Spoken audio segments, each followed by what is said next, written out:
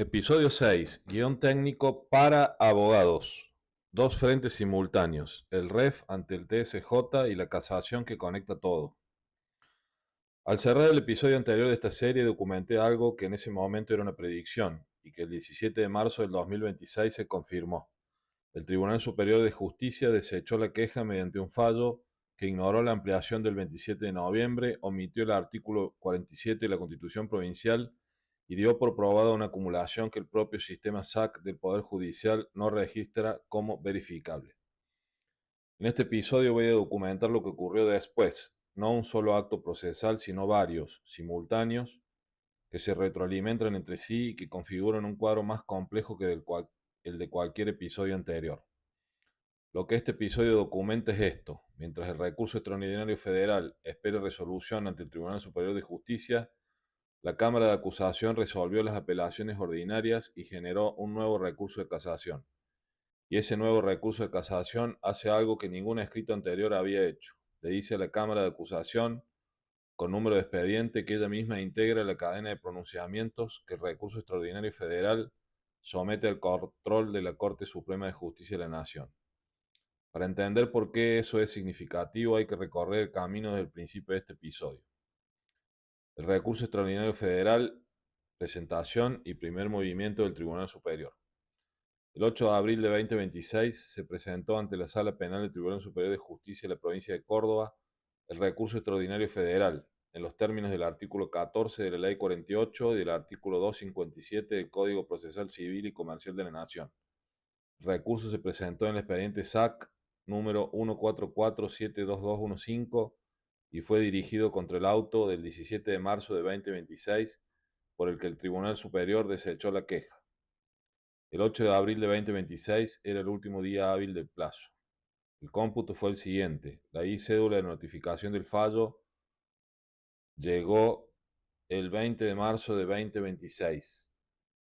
En este caso, el sistema de notificaciones electrónicas del Poder Judicial de Córdoba, denominado e-término, no corre, denominado aviso de término, perdón. El plazo de 10 días hábiles del artículo 257 del Código Procesal Civil y Comercial de la Nación comenzó el jueves 26 de marzo y, descontando los feriados nacionales del 24 de marzo y el 2 de abril, venció el miércoles 8 de abril de 2026. Eso es relevante mencionarlo porque el cómputo de plazos del recurso extraordinario federal en causas penales provinciales no está regulado por el Código Procesal Penal de Córdoba, sino por el artículo 257 del Código Procesal Civil y Comercial de la Nación, según jurisprudencia reiterada de la Corte Suprema de Justicia de la Nación, aplicable a toda causa con independencia del fuero. Es una zona gris del sistema procesal que ya documentamos en un video anterior de este canal. El código que regula el plazo para llegar a la Corte Suprema en una causa penal provincial no es el Código Penal, sino el Código Civil. El mismo día 8 de abril, la Secretaría Letrada de Cámara de la Sala Penal del Tribunal Superior dictó un decreto. Su texto es breve: atento al recurso extraordinario presentado, desingrese al mismo por separado en expediente conexo. Notifíquese. Ese decreto fue firmado por la secretaria letrada, no por los vocales. Eso es esperable para un decreto de mero trámite de ingreso. No dice nada sobre el fondo, pero dice algo importante. El Tribunal Superior no rechazó el recurso in limine ni lo declaró inadmisible de plano. Le dio entrada formal.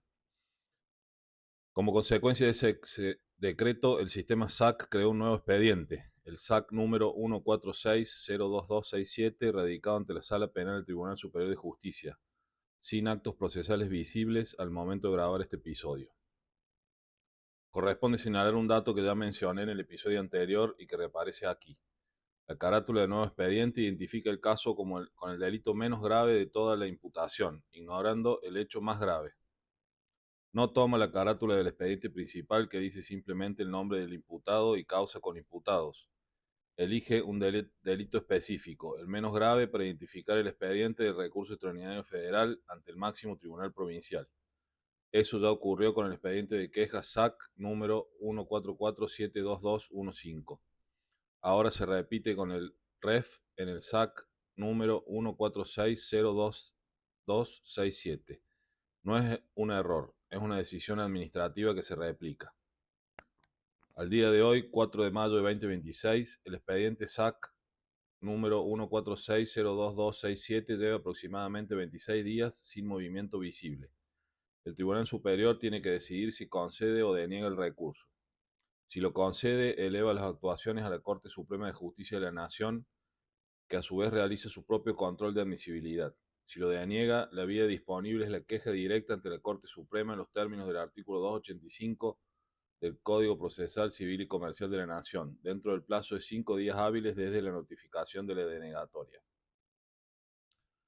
El objeto del recurso extraordinario federal. 3 agravios. Vale la pena analizar con algún detalle qué plantea el recurso extraordinario federal, porque sus argumentos son los que conectan con todo lo que viene después en este episodio. El recurso tiene 3 agravios federales identificados como tales. El primero y el más concreto es la arbitrariedad por omisión de cuestión conducente. El Tribunal Superior afirmó en su fallo que la defensa no desarrolló ningún argumento eficaz para refutar el argumento del decreto.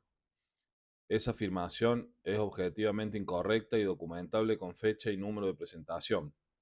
La ampliación del recurso de reposición presentada el 28 de noviembre de 2025, identificada como presentación número 23735382 en el expediente SAC número 14286134, hace exactamente lo que el Tribunal Superior dijo que no existía.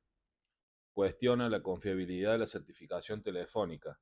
Analiza los autos 361 y 366 del Juzgado de Control en Violencia de Género y Familiar número 2 y demuestra que no contienen apertura formal del trámite del habeas corpus conforme al artículo 47 de la Constitución Provincial y la Ley número 23.098, y señala que la expresión encausado como control jurisdiccional es ambigua y no equivale a trámite constitucional autónomo. Ese escrito existe en el expediente que el Tribunal Superior tenía a la vista. El fallo no lo menciona en ningún momento.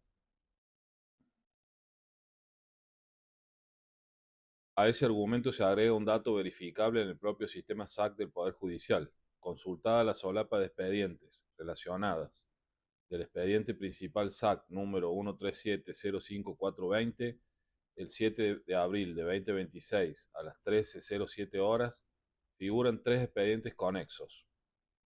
El SAC 13709045, el SAC 142-80994 y el SAC 144-72215. El expediente del habeas corpus, SAC número 142-48412, no figura entre ellos. El Tribunal Superior dio por probada una acumulación que el propio sistema del Poder Judicial desmiente. El segundo agravio es la vulneración directa de garantías constitucionales y convencionales. El recurso plantea que los autos 361 y 366 no satisfacen el estándar del artículo 43 de la Constitución Nacional, del artículo 47 de la Constitución Provincial, de la Ley número 23.098 y de los artículos 7.5 y 7.6 de la Convención Americana sobre Derechos Humanos. Para ello señala lo que un pronunciamiento válido sobre un habeas corpus debe contener y lo que los autos 361 y 366 no exhiben: decreto de admisión, delimitaciones expresas del objeto del control, sustanciación mínima, producción de pruebas si fuera necesaria y resolución fundada sobre la legalidad, necesidad y proporcionalidad de la medida de coerción por el cauce específico del habeas corpus. Ninguno de esos actos es verificable en el expediente SAC número 142-48412, que a la fecha de presentación del recurso continuaba registrado en estado acumulado sin información, con ubicación sin información, marcado como confidencial y con tribunal actual Cámara de Acusación. El recurso también señala un elemento que trasciende el caso individual. Si la Corte Suprema convalida la tesis de que un habeas corpus queda satisfecho por su mención incidental en resoluciones de otro objeto, sin decreto de apertura autónomo, sin bilateralidad y sin acceso efectivo para la defensa, esa convalidación tendrá efecto sobre la operatividad del habeas corpus como garantía en cualquier causa en que se encuentre en juego la libertad personal de un imputado detenido. Esa es la dimensión institucional del planteo que justifica la intervención de la Corte Suprema más allá del caso concreto. El tercer agravio, planteado con carácter subsidiario, es la inconstitucionalidad del artículo 469 del Código Procesal Penal de la provincia de Córdoba en su aplicación al caso. El argumento es que esa norma fue aplicada como obstáculo absoluto para la revisión de resoluciones que, por sus efectos concretos, clausuran el acceso a la jurisdicción respecto de una garantía constitucional autónoma, lo cual es incompatible con la doctrina de la Corte Suprema en los precedentes Strada y Di Maggio. El petitorio del recurso incluye algo que ningún escrito anterior había pedido con tanta precisión: que la Corte Suprema establezca doctrinas sobre los requisitos mínimos que debe reunir el tratamiento jurisdiccional del habeas corpus para satisfacer las exigencias del artículo 43 de la Constitución Nacional y del artículo 47 de la Constitución Provincial, determinando en particular si la mención incidental de un habeas corpus en resoluciones de otro objeto resulta compatible con el estándar constitucional y convencional aplicable. Eso no es solo pedir que se resuelva este caso, es pedir que la Corte Suprema fije un criterio que cambie la manera en que el sistema trata el habeas corpus en toda causa futura. El contexto paralelo, las apelaciones ordinarias y el auto número 138. Mientras el recurso extraordinario federal espera resolución ante el Tribunal Superior, la Cámara de Acusación resolvió las apelaciones ordinarias que había mantenido paralizadas durante meses y que había activado 3 horas después de la notificación del fallo del Tribunal Superior el 20 de marzo de 2026, como documenté en el episodio anterior. El 13 de abril de 2026, la Cámara de Acusación dictó el auto número 138, que confirmó en todos sus términos los autos 361 y 366 del Juzgado de Control en Violencia de Género y Familiar número 2, con costas a cargo de la defensa. Ese auto confirmó el mantenimiento de la prisión preventiva del imputado y la elevación de la causa a juicio oral.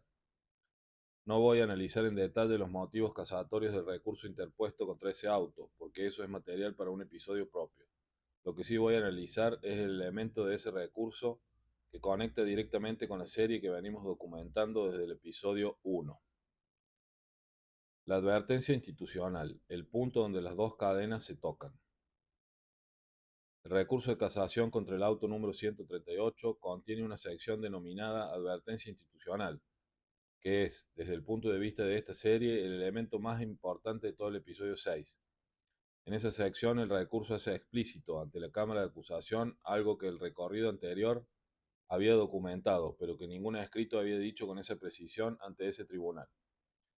El auto número 138, dictado por la Cámara de Acusación el 13 de abril de 2026, incorporó, sin análisis propio, la siguiente premisa fáctica: que el auto número 366 del Juzgado de Control resolvió y encausó como control jurisdiccional el habeas corpus interpuesto por la defensa. Esa es la premisa que está en el centro del recurso extraordinario federal en trámite ante el Tribunal Superior. El recurso de casación le señala a la Cámara que esa premisa no tiene correlato verificable en el sistema SAC. Consultada la solapa de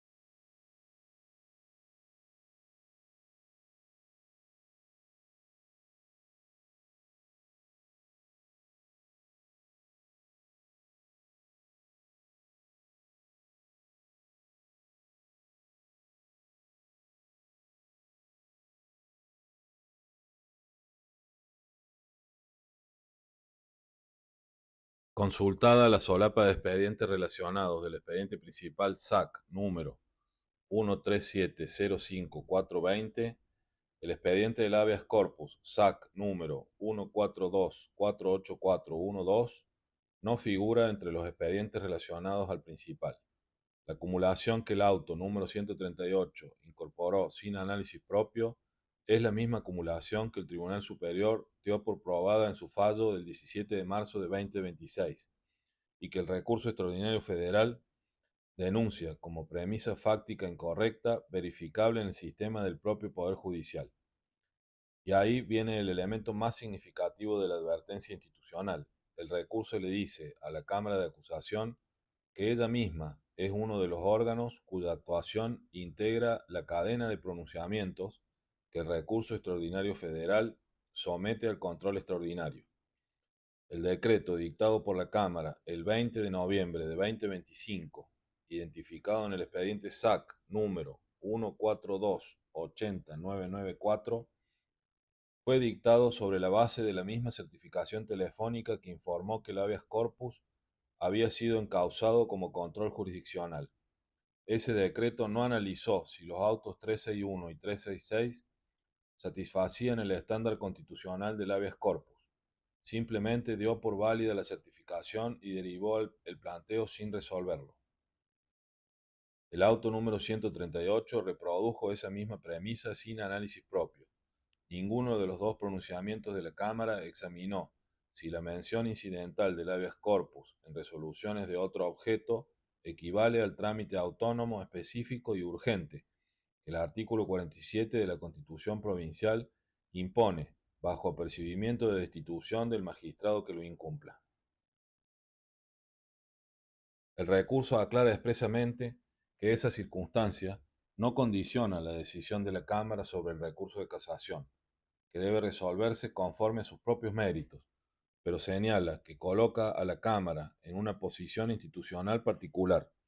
Es, simultáneamente, el tribunal que debe conceder o denegar el recurso de casación, y uno de los órganos cuya actuación integra la cadena de hechos que el recurso extraordinario federal somete al control extraordinario.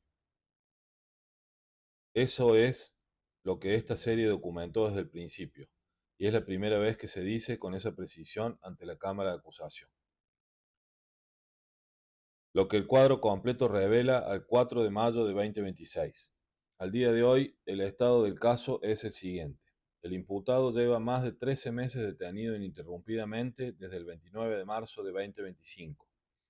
El expediente del habeas corpus, SAC número 14248412, continúa en el sistema en estado acumulado sin información, con ubicación sin información, marcado como confidencial y con tribunal actual, Cámara de Acusación.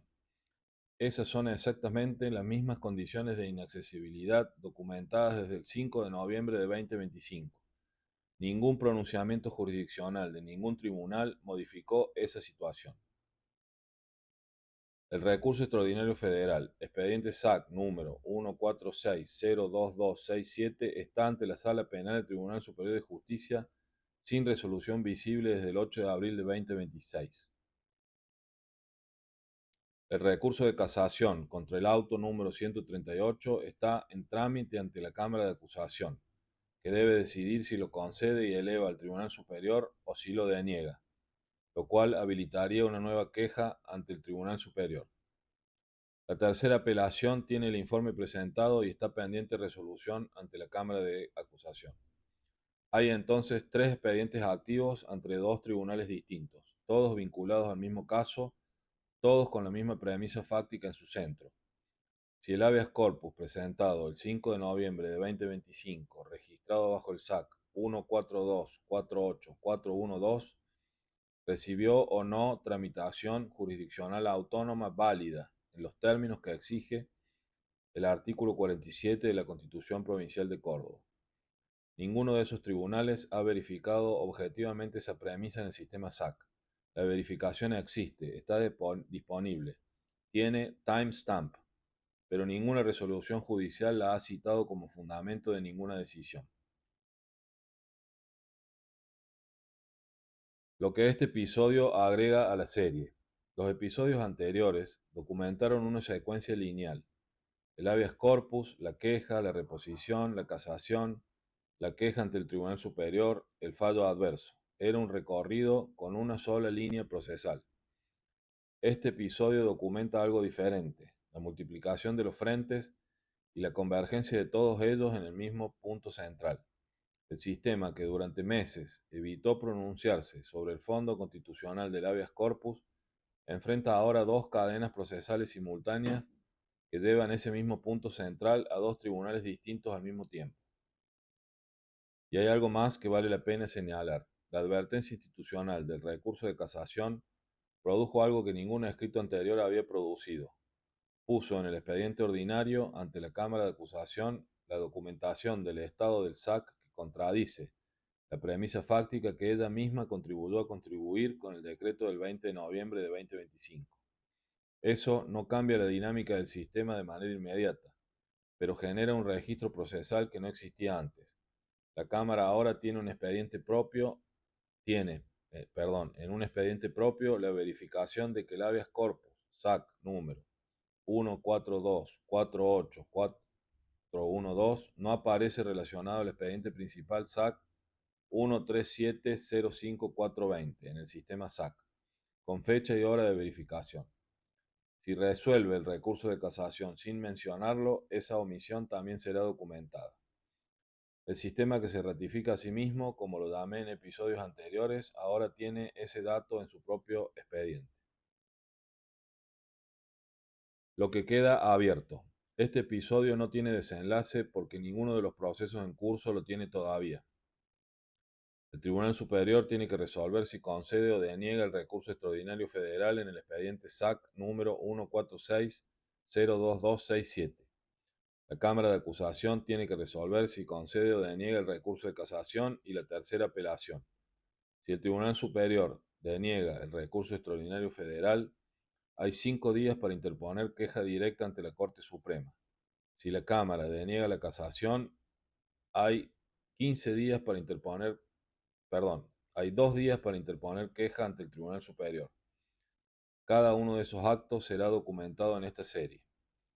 Lo que sí tiene este episodio es algo que los anteriores no tenían con la misma claridad: la demostración de que la litigación constitucional sostenida en el tiempo produce efectos acumulativos que van más allá de cada recurso individual.